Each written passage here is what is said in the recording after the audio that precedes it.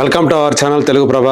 నేను మీ జర్నలిస్ట్ యజ్ఞమూర్తి. మనం ఇక్కడ స్క్రీన్ మీద చూస్తూ ఉన్నాం నయా కాంబినేషన్. ఒకవైపు నందమూరి బాలకృష్ణ, మరొక వైపు హరీష్ శంకర్. సో వీళ్ళిద్దరి కాంబినేషన్ లో ఒక సినిమా వచ్చే అవకాశాలు ఉన్నాయి అనేది ఇప్పుడు ఇండస్ట్రీలో వినిపిస్తున్నటువంటి మాట.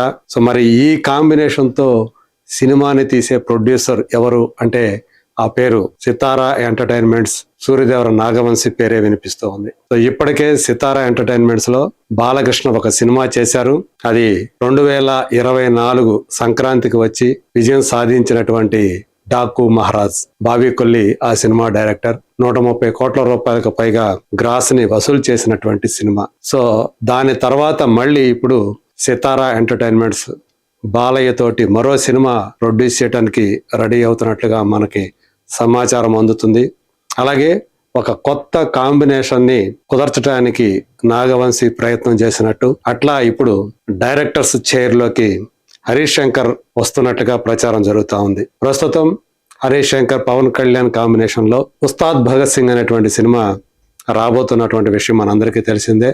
మార్చి 26వ తేదీ ఆ సినిమా మన ముందుకి వస్తూ ఉంది.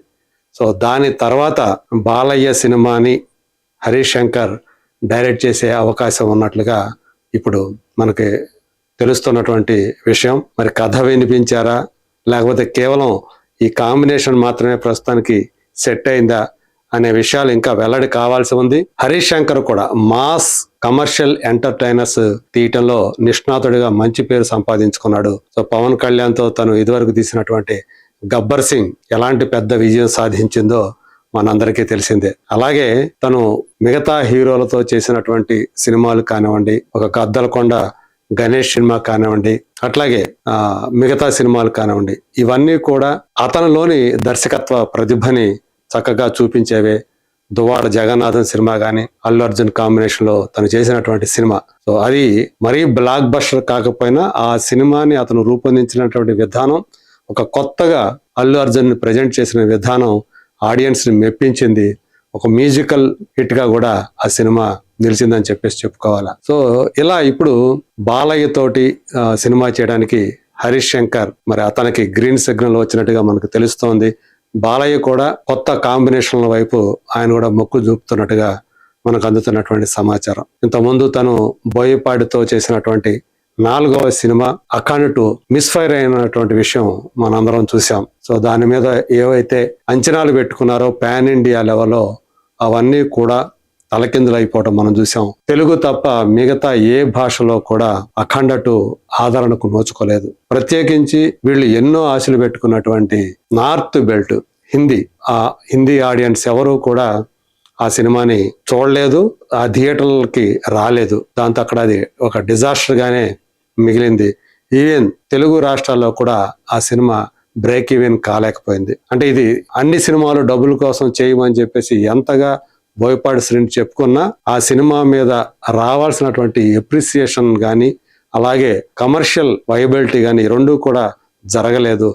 ఈవెన్ ఓటీటీలో వచ్చినా కూడా ఈ సినిమా పెద్దగా ఆదరణకు నోచుకోకపోవడం ఇక్కడ అందరినీ గమనించాల్సినటువంటి విషయం. సో థియేటర్లో ఆడలేదు సరే, మరి కనీసం దీనికి ఉన్నటువంటి ఏదైతే బోయపాటి బలంగా చెప్తూ వచ్చాడో, ఈవెన్ బాలయ్య కూడా నమ్మారు ఆ కంటెంట్ బాగా వెళుతుంది, ఇది సనాతన హైందవ ధర్మం గురించి చెప్పినటువంటి సినిమా కాబట్టి దేశమంతా ఈ సినిమాని తమ సినిమాగా భావించి ఘన విజయం చేకూర్చి పెడతారు అని చెప్పేసి ఏదైతే బాలయ్య కూడా ఆశలు పెట్టుకున్నారో అది జరగలేదు. సో దానికి కారణాలు చాలా మంది ఆల్రెడీ విశ్లేషించారు. ఇది చెప్పాల్సిన పద్ధతిలో చెప్పలేదు. అంతా కూడా సినిమా అంతా కూడా ఓవర్ ది టాప్ వెళ్ళిపోయింది. సో మొత్తం కూడా సినిమా అంతా కూడా ఇల్లాజికల్ గానే ఉంది. సో అందువల్లే అది ఆ ఎమోషన్ ని క్యారీ చేయలేదు, అందు గురించి ఆ సినిమా ఆడలేదు అని చెప్పేసి అందరూ కూడా విశ్లేషకులందరూ కూడా ముక్త కంఠంతో చెప్పినటువంటి మాట. సో ఇప్పుడు దాని నుంచి బయటపడి NBK 111 అనేటువంటి సినిమాని గోపీచంద్ మల్లేని డైరెక్షన్ లో చేయడానికి బాలయ్య నిర్ణయించుకున్నారు. మార్చి 6 నుంచి ఆ సినిమా ఫస్ట్ షెడ్యూల్ మొదలవుతుందని తెలుస్తుంది. సో మొత్తానికి ఒక 6 నెలల పాటు ఆ సినిమా కోసం పనిచేసేటువంటి బాలయ్య దాని తర్వాత హరీష్ శంకర్ డైరెక్షన్ లో చేసే అవకాశాలు పుష్కలంగా ఉన్నాయని చెప్పేసి తెలుస్తోంది. సో సితారా ఎంటర్టైన్మెంట్స్ కూడా వాళ్ళకి బాలయ్య మీద ప్రత్యేకమైనటువంటి అభిమానం ఉండటం కూడా మనందరికీ తెలిసిందే. సో అందు గురించి ఈ కాంబినేషన్ ఖచ్చితంగా జరిగే అవకాశం ఉంది. వాళ్ళిద్దరూ కూడా బాలయ్య, హరీష్ శంకర్ కలిసి పనిచేసే అవకాశం ఉంది. సో మరి బాలయ్య కోసం హరీష్ శంకర్ ఎలాంటి సబ్జెక్ట్ ని తయారు చేస్తాడు ఏంటి అనే విషయాలు మాత్రం వెల్లడి కావాల్సింది. ఖచ్చితంగా ఫుల్ మాస్ యాక్షన్ ఎంటర్టైనర్ గానే ఆ సినిమా ఉండే అవకాశాలు ఉంటాయని చెప్పేసి మనం నమ్మవచ్చు. మరి చూద్దాం దీనికి సంబంధించినటువంటి ఈ కాంబినేషన్ కి సంబంధించినటువంటి ఏదైనా సరే మరొక విశ్వసనీయమైనటువంటి అప్డేట్ తో మళ్ళీ మీ ముందుకు వస్తాను. అంతవరకు let us wait and see.